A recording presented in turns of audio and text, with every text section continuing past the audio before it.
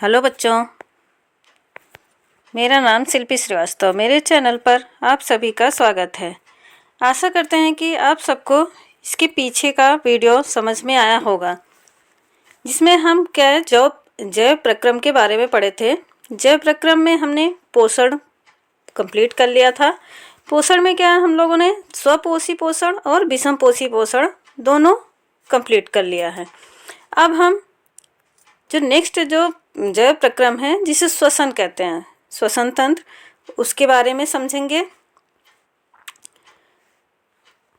इसमें यह पिछले अनुभाग में हम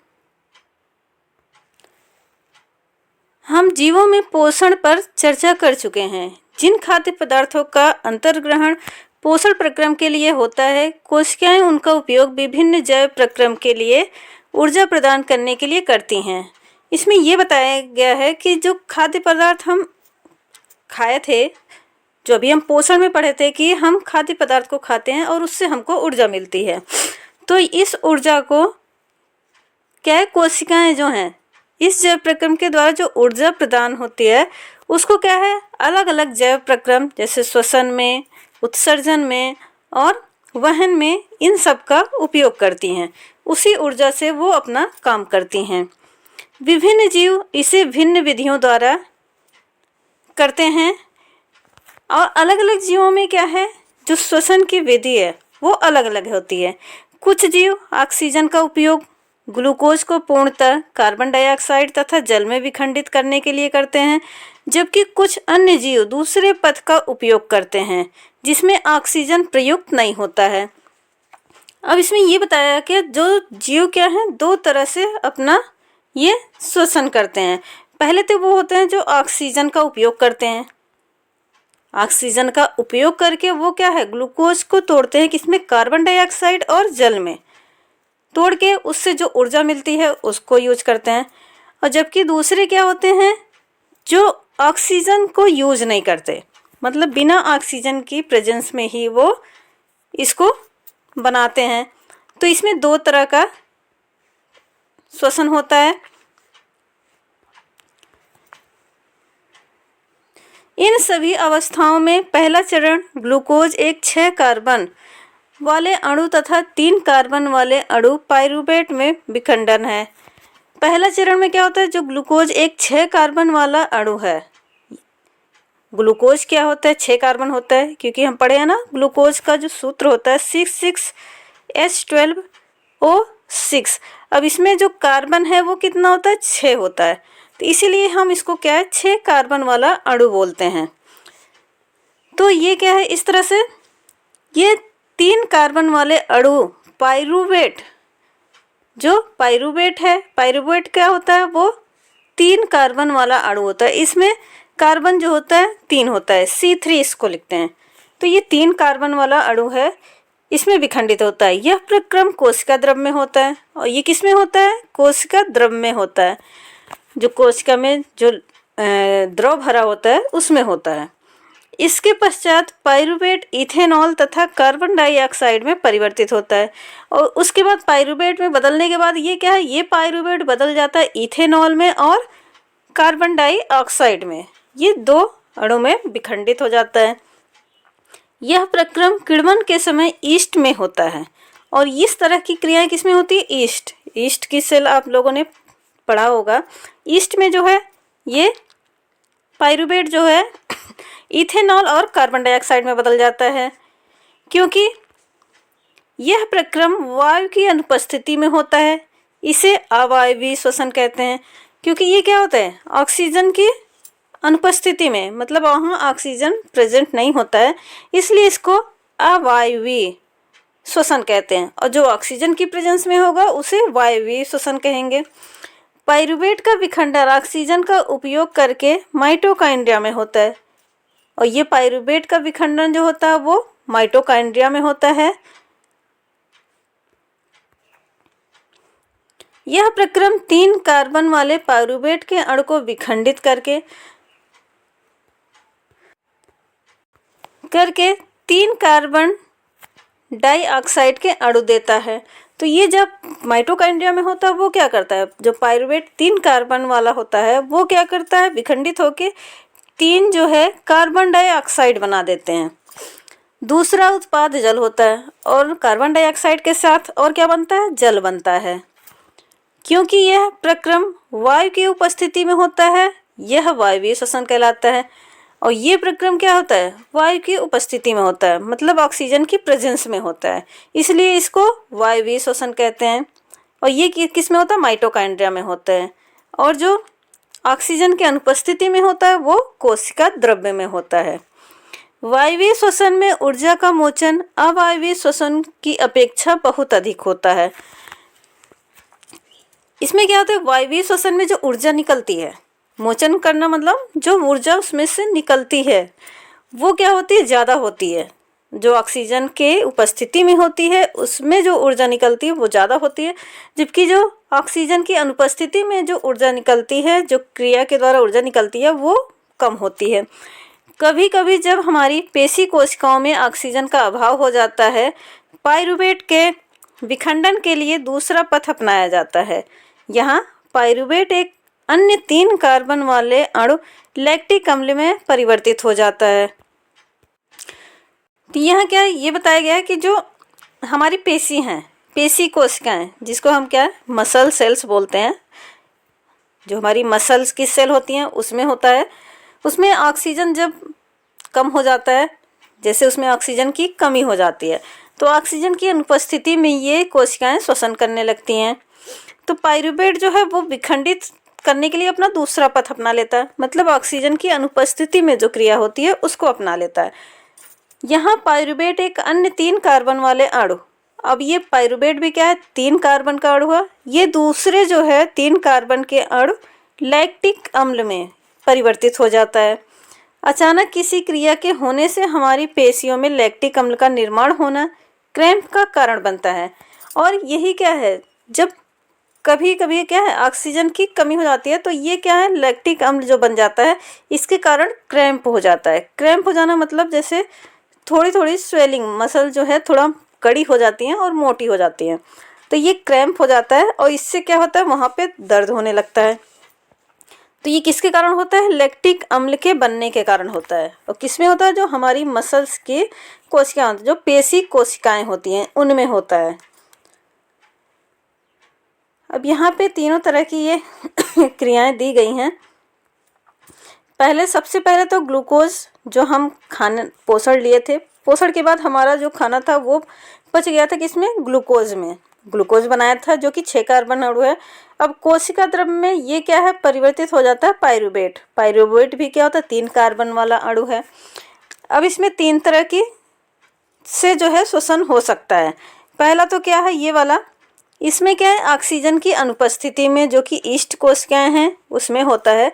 ये क्या है, जो पाइरुवेट है वो बदल जाता है इथेनॉल में और कार्बन डाइऑक्साइड में, और साथ में क्या है, ऊर्जा निकलती है। तो इस तरह से ये क्रिया होती है। दूसरा क्या है, ये ऑक्सीजन, ये भी क्या है, ऑक्सीजन के अभाव में, मतलब ऑक्सीजन की अनुपस्थिति में ही, जो कि किसमें होता है, हमारी मसल्स की कोशिकाओं में हो रहा है। और वहाँ पे क्या बनता है, लैक्टिक अम्ल बनता है और साथ में क्या है, ऊर्जा निकलती है। मतलब ऊर्जा तो सब में निकलती है, जो तीनों तरह की, तीनों तरह से जो विखंडन हो रहा है ग्लूकोज का, तीनों में जो है ऊर्जा तीनों में निकलती है। और इसी ऊर्जा का उपयोग हम क्या है, अपने अन्य कार्यों में करते हैं, अन्य प्रक्रम जो है उसमें उपयोग करते हैं। तो ये भी क्या है, ऑक्सीजन की अनुपस्थिति में हुआ, जो कि लैक्टिक अम्ल बना लिया। अब ये तीसरा वाला जो है, ये ऑक्सीजन की उपस्थिति में हो रहा है। ये किस में होता है, माइटोकॉन्ड्रिया में।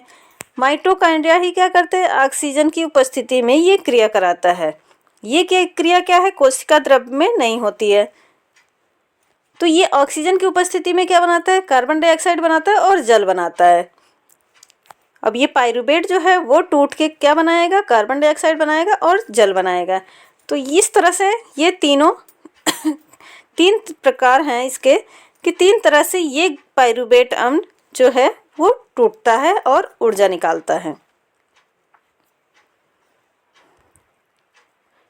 अब कोशिकीय श्वसन, तो द्वारा मोचित ऊर्जा तत्काल ही एटीपी नामक अणु के संश्लेषण में प्रयुक्त हो जाती है।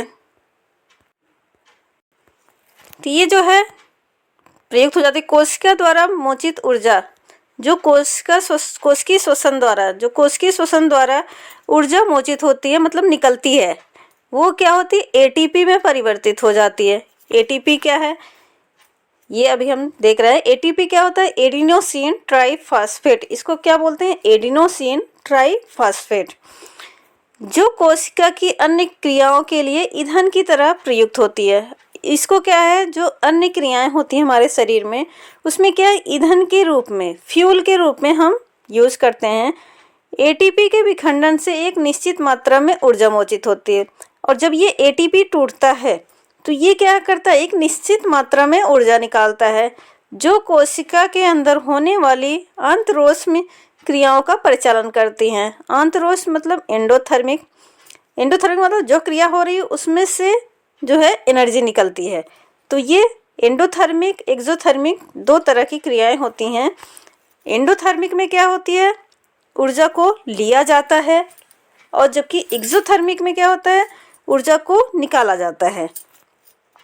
तो ये जो एटीपी है ये टूट करके क्या है ये ऊर्जा निकालती है। अब यहाँ पे कुछ फैक्ट दिया गया है, ये क्या है या एटीपी के बारे में बताया गया है कि एटीपी क्या है। अधिकांश कोशिकीय प्रक्रमों के लिए एटीपी ऊर्जा मुद्रा है। ये क्वेश्चन बहुत बार पूछा जाता है कि ऊर्जा मुद्रा, हमारे शरीर में ऊर्जा मुद्रा किसे कहते हैं, तो ये किसको कहते हैं एटीपी को कहते हैं। एटीपी होती है हमारी ऊर्जा मुद्रा, जिसको क्या है एनर्जी करेंसी बोलते हैं। श्वसन प्रक्रम में मोचित ऊर्जा का उपयोग एडीपी तथा अकार्बनिक फास्फेट से एटीपी अणु बनाने में किया जाता है। जो ये ऊर्जा है इसका उपयोग किस में करते हैं एडीपी और अकार्बनिक फास्फेट से एटीपी अणु बनाने के लिए। अब ये एटीपी अणु ही क्या करता है ये ही ऊर्जा के रूप में यूज किया जाता है। अब यहाँ एडीपी प्लस फास्फेट, पी क्या है फास्फेट है, एडीपी क्या एडिनोसिन डाइफॉस्फेट, इसमें इसको क्या बोलते हैं एडिनोसिन डाइफॉस्फेट एडीपी, डी का मतलब डाई और यहाँ टी का मतलब ट्राई, मतलब 3 फास्फेट हैं, और इसमें एडीपी में क्या है इसमें 2 फास्फेट हैं एडीपी।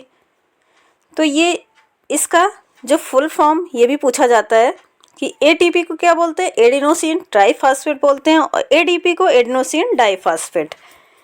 तो ये क्या है ये ऊर्जा जो यूज होती है ये क्या है एडीपी से एटीपी मिलके क्या बनाता है एडीपी से फास्फेट मिलके एटीपी बनाता है।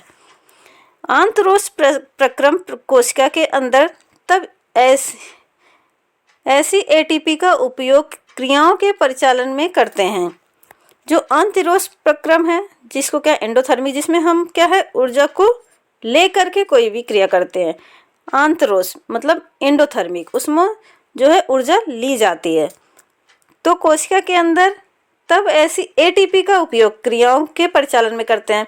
तो यही एटीपी क्या है यूज किया जाता है किसी भी क्रिया को करने के लिए। जल का उपयोग करने के बाद एटीपी में जब अंतस्थ फास्फेट सहलग्नता खंडित होती है तो 30.5 किलो जूल पर मोल के तुल्य ऊर्जा मोचित होती है। और जब ये एटीपी क्या है जब टूटती है मतलब फास्फेट में और एडीपी में, तो ये क्या करती है ये 30.5 किलो जूल पर मोल, एक मोल में 30.5 किलो जूल ऊर्जा निकालती है। सोचिए कैसे एक बैटरी विभिन्न प्रकार के उपयोग के लिए ऊर्जा प्रदान करती है। यह यांत्रिक ऊर्जा को प्रकाश ऊर्जा, विद्युत ऊर्जा तथा इसी प्रकार अन्य के लिए उपयोग में लाई जाती है। जैसे हम देखते हैं ना बैटरी से क्या करते हैं हम बैटरी को यूज करते हैं क्या है प्रकाश ऊर्जा लाइट जलाने में लिए, विद्युत ऊर्जा मतलब कोई भी मशीन चलाने के लिए, कोई भी गाड़ियां हैं उसको चलाने के लिए, और अन्य काम के लिए। जैसे बैटरी से क्या है बहुत सारी चीज़ें चलती हैं। तो इसको क्या है यांत्रिक ऊर्जा को बदला जाता है प्रकाश ऊर्जा में, विद्युत ऊर्जा में या अन्य तरह की ऊर्जा में।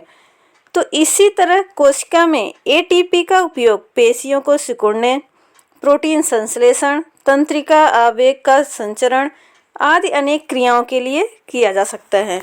तो इसी तरह से क्या होता है, जैसे जो है बैटरी जो है अलग अलग तरह का काम करने के लिए अलग अलग तरह से हमको ऊर्जा देती है, उसी तरह से जो कोशिका है उसमें एटीपी जो है वो भी क्या है, हमारे जैसे पेशियों को सिकुड़ने के लिए ऊर्जा प्रदान देती है जो, और तंत्रिका आवेग के संचरण के लिए उसके लिए ऊर्जा देती हैं। तो ये अलग अलग तरह की क्रियाओं के लिए ऊर्जा प्रदान करती हैं। ये भी क्या है, एक बैटरी की तरह काम करती है, इसीलिए इसको एनर्जी करेंसी मतलब ऊर्जा मुद्रा के रूप में यूज करते हैं। क्योंकि वायवीय श्वसन पथ ऑक्सीजन पर निर्भर करता है, अतः वायवीय जीवों को यह सुनिश्चित करने की आवश्यकता है कि पर्याप्त मात्रा में ऑक्सीजन ग्रहण की जा रही है।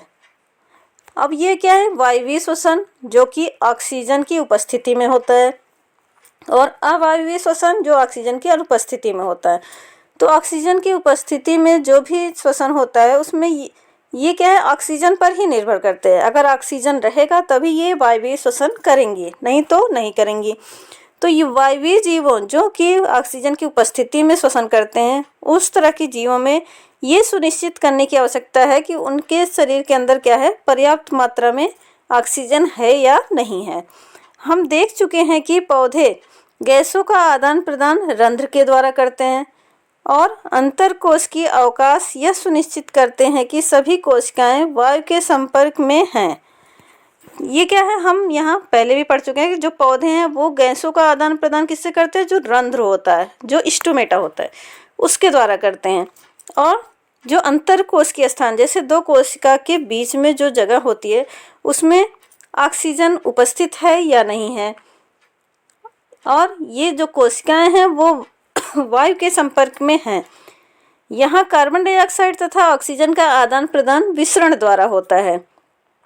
ये कोशिकाओं में या उससे दूर बाहर वायु में जा सकती हैं।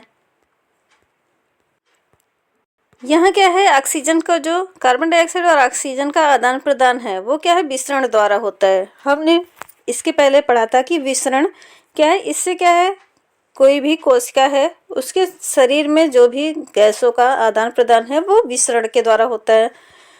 तो ये कोशिकाओं में या उससे दूर बाहर वायु में जा सकती हैं। अब ये क्या है, जैसे कोशिकाओं में कार्बन डाइऑक्साइड जब ज़रूरत है तो वो कोशिका के अंदर रहेगी, नहीं तो बाहर वायु में चली जाएगी। ऑक्सीजन की जब ज़रूरत है वो कोशिका के अंदर रहेगी, नहीं तो बाहर चली जाएगी। जो विसरण की दिशा है वो पर्यावरणीय अवस्थाओं तथा पौधों की आवश्यकताओं पर निर्भर करती है।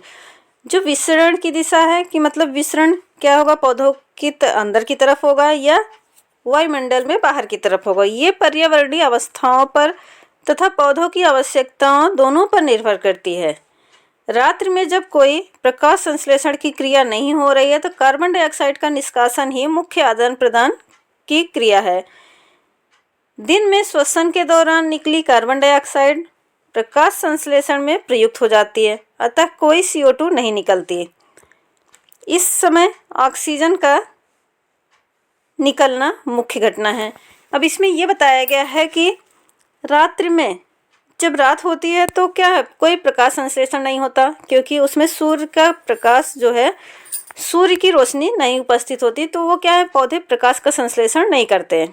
प्रकाश संश्लेषण नहीं करेंगे तो क्या होगा, उसमें जो है कार्बन डाइऑक्साइड ज़्यादा बन जाएगा, क्योंकि प्रकाश संश्लेषण करते हैं तो क्या होता है, वो कार्बन डाइऑक्साइड वो यूज़ कर लेते हैं, जो उनमें श्वसन के द्वारा जो कार्बन डाइऑक्साइड निकलती है वो उसको यूज कर लेते हैं। लेकिन जब प्रकाश संश्लेषण नहीं होगा तो कार्बन डाइऑक्साइड ज़्यादा हो जाएगा, और क्या होगा, उसका निष्कासन ही उनके लिए मुख्य आदान प्रदान क्रिया है। तो रात में क्या करते हैं, पौधे जो हैं, पेड़ पौधे, वो कार्बन डाइऑक्साइड निकालते हैं, जबकि दिन में क्या होता है श्वसन के दौरान निकली CO2 प्रकाश संश्लेषण में प्रयुक्त हो जाती है। तो श्वसन के से जो उनकी कार्बन डाइऑक्साइड निकलती है वो क्या है, वो यूज कर लेते हैं प्रकाश संश्लेषण में, अतः कोई CO2 नहीं निकलती। तो इसके बाद क्या होता है, कोई CO2 नहीं निकलता। दिन में क्या है, पौधे CO2 नहीं निकालते हैं, इस समय क्या है, वो ऑक्सीजन ही निकालते हैं। दिन के समय पौधे ऑक्सीजन निकालते हैं और रात के समय वो है कार्बन डाइऑक्साइड निकालते हैं। तो ये दो तरह से उनकी क्रियाएं चलती हैं। जंतुओं में पर्यावरण से ऑक्सीजन लेने और उत्पादित कार्बन डाइऑक्साइड के से छुटकारा पाने के लिए भिन्न प्रकार के अंगों का विकास हुआ है। अब पौधों में तो इस तरह से हो गया, रंध्र के द्वारा वो क्या है, ऑक्सीजन और कार्बन डाइऑक्साइड का आदान प्रदान कर लेते हैं। लेकिन जंतुओं में क्या होता है, पर्यावरण से जो ऑक्सीजन लेने और उसको उत्पादित कार्बन डाइऑक्साइड को, जैसे जो वो ऑक्सीजन ले रहे हैं या कार्बन डाइऑक्साइड अपने शरीर से निकालते हैं, उसके लिए अलग अलग तरह के अंग उसमें होते हैं। स्थलीय जंतु वायुमंडलीय ऑक्सीजन लेते हैं। अब जो स्थल पे रहते हैं वो क्या है, वायुमंडल से ऑक्सीजन लेते हैं। परंतु जो जंतु जल में रहते हैं उन्हें जल में विलेय ऑक्सीजन ही उपयोग करने की आवश्यकता होती है। और जो जीव जंतु जल में रहते हैं, पानी में, वो क्या है, जल में विलेय, मतलब जो पानी में घुला हुआ ऑक्सीजन होता है उसी का उपयोग अपने श्वसन में करते हैं। जो जीव जल में रहते हैं वे जल में विलेय ऑक्सीजन का उपयोग करते हैं, क्योंकि जल में विलेय ऑक्सीजन की मात्रा वायु में ऑक्सीजन की मात्रा के तुलना में बहुत कम है। इसलिए जलीय जीवों की श्वसन दर स्थलीय जीवों की अपेक्षा द्रुत होती है। अब इसमें ये बताया गया कि जो जीव जल में जीव रहते हैं वो क्या है, जल में विलेय ऑक्सीजन लेते हैं, और जल में जो विलेय ऑक्सीजन है उसकी मात्रा वायु में ऑक्सीजन की मात्रा की तुलना में बहुत कम होती है। जो जल पानी में घुला हुआ ऑक्सीजन होता है वो कम होता है, लेकिन हमारे वायुमंडल में बहुत सारी ऑक्सीजन है। तो क्या होता है, जो जलीय जीव होते हैं वो स्थलीय जीव की अपेक्षा क्या है, जल्दी जल्दी श्वसन करते हैं, उनकी श्वसन दर बहुत तेज होती है। मछली अपने मुख के द्वारा जल लेती है तथा बलपूर्वक इसे क्लोम तक पहुंचाती है, जहां विलेय ऑक्सीजन रुधिर ले लेता है। अब क्या है, जो मछली जो है तो पानी में रहती है, वो क्या अपने मुंह के द्वारा जो है जल अंदर अपने शरीर में लेती है और ये क्या है, बलपूर्वक क्लोम तक पहुंचाती है। क्लोम, उनके जो मछलियां होती हैं वो क्लोम के द्वारा ही श्वसन करती हैं। क्लोम मतलब जो गिल्स होता है उसी के द्वारा श्वसन करती हैं, तो वहां तक पहुंचाती हैं जहां पे क्या होता है, जो विलेय ऑक्सीजन होता है, जो पानी में घुला हुआ ऑक्सीजन होता है, उसको रुधिर वाहिकाएं होती हैं वो क्लोम से जुड़ी रहती हैं, तो ये उसी से जो है ऑक्सीजन ले लेती हैं।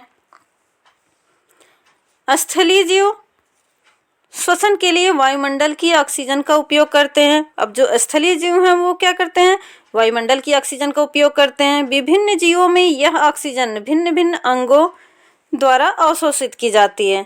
अब अलग अलग जीवों में क्या होता है, श्वसन के लिए अलग अलग अंग होते हैं।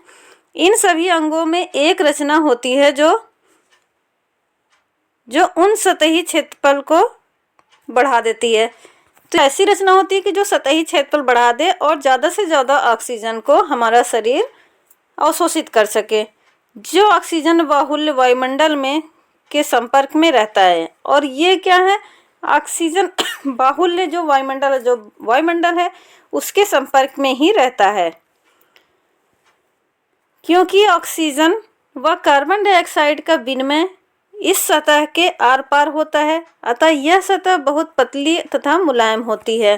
अब ऑक्सीजन और कार्बन डाइऑक्साइड क्या है, उसका विनिमय मतलब आदान प्रदान जो है इसी सतह के आर पार होता है, मतलब जो सतह होती है उसी के आर पार होता है, अतः यह सतह बहुत ही पतली तथा मुलायम होती है। इसीलिए क्या होती है, जो सतह पतली और मुलायम होती है, इस सतह की रक्षा के उद्देश्य से यह शरीर के अंदर अवस्थित होती है, अतः इस क्षेत्र में वायु आने के लिए कोई रास्ता होना चाहिए।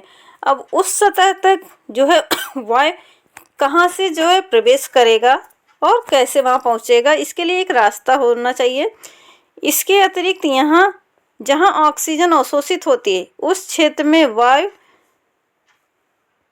अंदर और बाहर होने के लिए एक क्रियाविधि होती है, और उस क्षेत्र जिस क्षेत्र में ये जो है ऑक्सीजन का अवशोषण हो रहा है उसमें क्या है, जो वायु है वो अंदर बाहर होने के लिए एक क्रियाविधि होती है, मतलब एक तरह से प्रक्रिया चलती है जिससे कि वो ऑक्सीजन को अपने अंदर ले सके और कार्बन डाइऑक्साइड को बाहर निकाल सकें।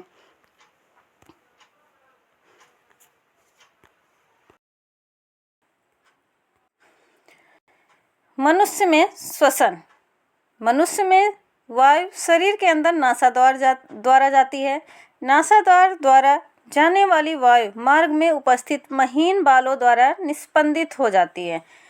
जो मनुष्य में श्वसन होता है उसके लिए क्या होता है, जो नासाद्वार होती है, नाक जो होता है, नाक के बाहर जो द्वार होता है उससे जो है वो हमारे शरीर के अंदर जाती है। और नासाद्वार द्वारा जाने वाली वायु जो नाक से हमारे अंदर वायु जाती है उसमें नाक में हमारे क्या होता है, महीन छोटे छोटे बाल होते हैं, जिससे ये इस वायु को जो है वो साफ कर देते हैं। जो भी इसमें धूल गंदगी वो सब है उसको नाक के अंदर नहीं जाने देते, जिससे शरीर में जाने वाली वायु धूल तथा दूसरी अशुद्धियों से रहित होती है। तो जिससे ये बाल क्या करते हैं, जो धूल होता है, ये दूसरी अशुद्धियाँ होती हैं उनको नाक में बाहर ही रोक लेती हैं। इस मार्ग में श्लेष्मा की परत होती है जो इस प्रक्रम में सहायक होती है। और इस मार्ग में क्या होती है, श्लेष्मा होती है। श्लेष्मा एक क्या है, चिपचिपा सा पदार्थ होता है, वो क्या करती है, वो भी इसमें सहायता करती है, जो धूल और गंदगी है उसको जाने से रोकती है। यहाँ से वायु कंठ द्वारा फुफ्फुस में प्रवाहित होती है। और यहाँ से जो वायु है वो कंठ के द्वारा, जो हमारा गला है उसके द्वारा, जो फुफ्फुस है हमारा, जो फेफड़ा होता है उसमें जाती है। कंठ में उपास्थि के वलय उपस्थित होते हैं। और कंठ में, गले में क्या है, यह सुनिश्चित करता है कि वायु मार्ग निपतित न हो। और ये जो उपास्थि के वलय हैं ये निश्चित करता है कि जो वायु का मार्ग है वो निपतित न हो, मतलब कि वहाँ पे वायु लगातार क्या है, वो आगे बढ़ती रहे। ये हमारा नासाद्वार है, तो ये हमारी मुख गुहा है। मुख गुहा से हम भोजन अंदर लेते हैं और नासाद्वार से हम वायु लेते हैं।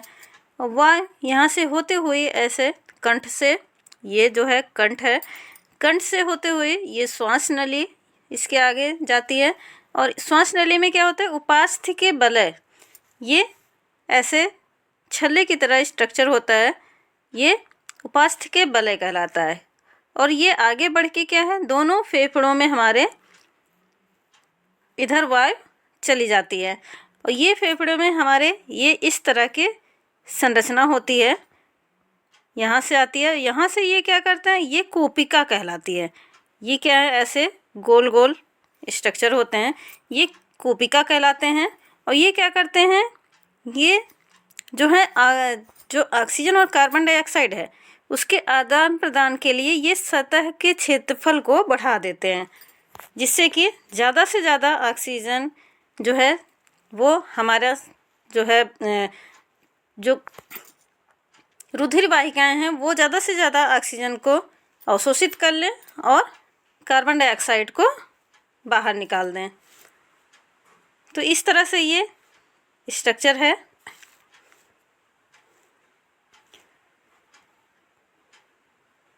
यहाँ पे ये श्वसनी दिखाई गई है। श्वसनी ये क्या है, जो उपास्थि वलय हैं ये इधर से आके जहाँ से दो भागों में बंटते हैं वो श्वसनी कहलाती है।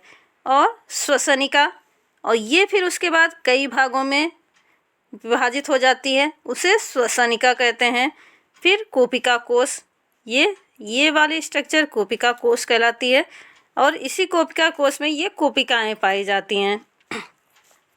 और ये जो हमारा फुफ्फुस, जिसको हम फेफड़ा बोलते हैं, ये पसलियों से कवर रहता है। ये जो पसलियाँ होती हैं ये दोनों साइड में होती हैं।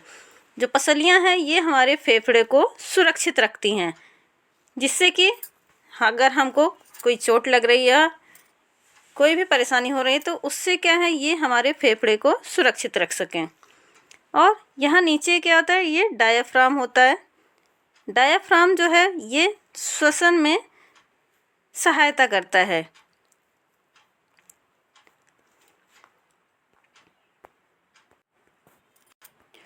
फुफ्फुस के अंदर मार्ग छोटी नलिकाओं में विभाजित हो जाता है। जो फुफ्फुस है उसके अंदर जो मार्ग है वो छोटी नलिकाओं में विभाजित हो जाता है। जो अंत में गुब्बारे जैसी रचना में अलंकृत हो जाता है। अब ये गुब्बारे जैसी संरचना क्या है, जो कोपिकाएं होती हैं वो गुब्बारे की तरह संरचना होती है, जिसे कोपिका कहते हैं।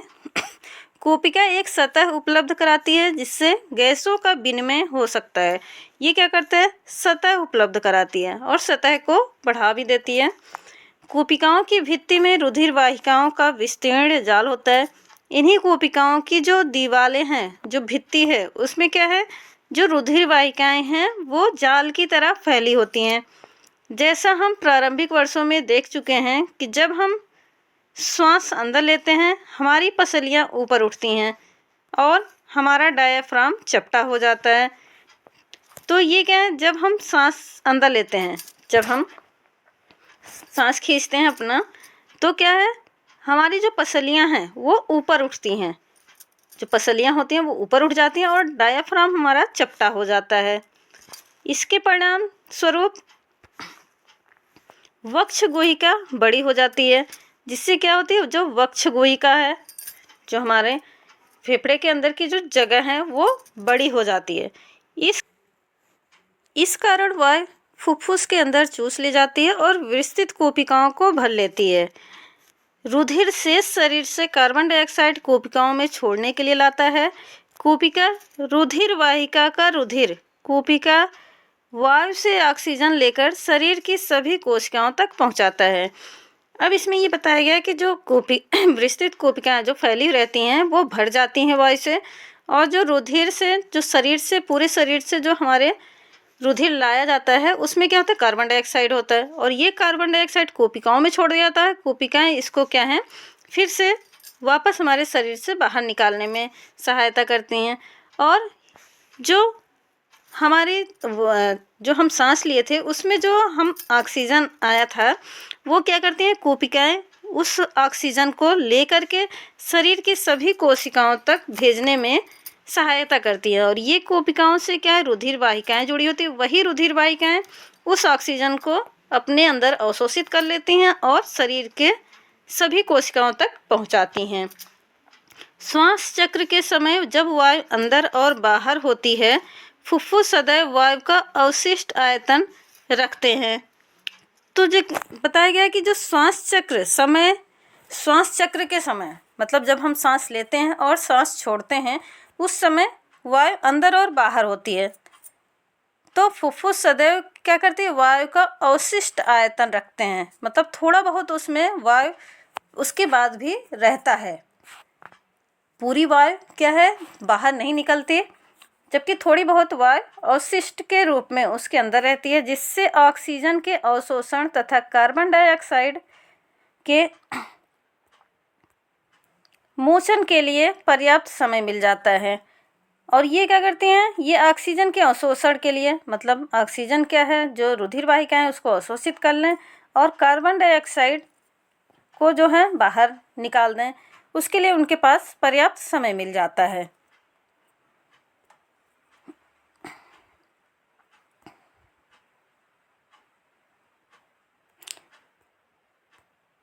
जैसे जैसे जंतुओं के शरीर का आकार बढ़ता है, अकेला विसरण दाब शरीर के सभी अंगों में ऑक्सीजन पहुंचाने के लिए अपर्याप्त है। तो जैसे जैसे जंतुओं का शरीर का आकार बढ़ता है तो केवल विसरण दाब से ही क्या है, वो ऑक्सीजन उसके पूरे सभी जितनी कोशिकाएं हैं सब तक नहीं पहुंच पाती, उसकी दक्षता कम हो जाती है। फुफ्फुस की वायु से श्वसनवर्धक ऑक्सीजन लेकर उन ऊतकों तक पहुंचाते हैं जिनमें ऑक्सीजन की कमी है। मानव में श्वसनवर्धक हीमोग्लोबिन है। अब क्या करता है, जो फुफ्फुस की वायु है ये इसमें क्या होता है, श्वसनवर्धक होता है। श्वसनवर्धक जो कि हमारे अंदर क्या होता है, ह्यूमन जो मानव हैं, मानव में क्या होता है, हीमोग्लोबिन होता है। ये हीमोग्लोबिन क्या करता है, उस ऑक्सीजन को लेके उसको पूरे शरीर में जितनी भी कोशिकाएं हैं सब तक पहुंचा देता है। तो ये ऑक्सीजन की कम जो है, मानव वर्धक जो हीमोग्लोबिन है ये ऑक्सीजन के लिए उच्च बंधुता रखता है।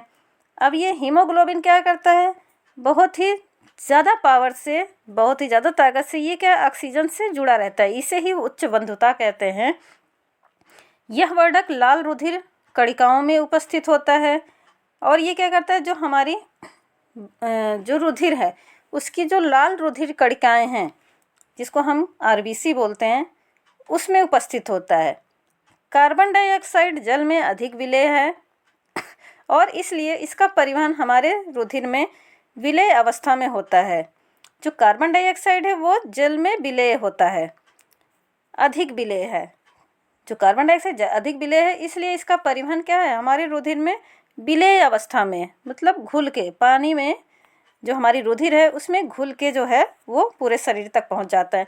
लेकिन ऑक्सीजन क्या है, ये हीमोग्लोबिन से जुड़ के वो पूरे शरीर में जाता है। यह देख कोपिकाओं, यहाँ क्या आप जानते हैं, यहाँ ये पूछा गया है कि वो क्या है। अगर उनको पूरा फैला दें तो वो क्या 80 वर्ग मीटर क्षेत्र को ढक लेंगी, मतलब 80 वर्ग मीटर क्षेत्र तक ये पूरा फैल जाएंगी। आप अनुमान लगा सकते हैं कि आपके अपने शरीर का सतही क्षेत्रफल कितना होगा। अब इससे आप अनुमान लगा सकते हैं कि जब कोपिका का क्षेत्रफल इतना है तो आपके पूरे शरीर का क्षेत्रफल कितना होगा। विचार कीजिए कि विनिमय के लिए विस्तृत सतह उपलब्ध होने पर गैसों का विनिमय कितना दक्ष हो जाता है। जब ये विस्तृत हो जाती हैं तो इससे क्या होता है, हमारा जो विनिमय है, जो गैसों का आदान प्रदान है वो बहुत ज़्यादा होने लगता है। यदि हमारे शरीर में विसरण द्वारा ऑक्सीजन गति करती है तो हमारे फुफ्फुस से ऑक्सीजन की एक अणु को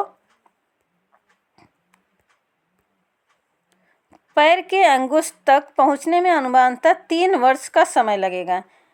और हम ये क्या है, अगर विसरण द्वारा ऑक्सीजन जो है गति करे, ये तो क्या है, हमारा जो हमारे शरीर में जो श्वसन वर्धक होता है, जो हीमोग्लोबिन होता है, ये जल्दी से क्या है ब्लड से ऑक्सीजन को लेके उसको क्या है पूरे शरीर में पहुंचा देते हैं।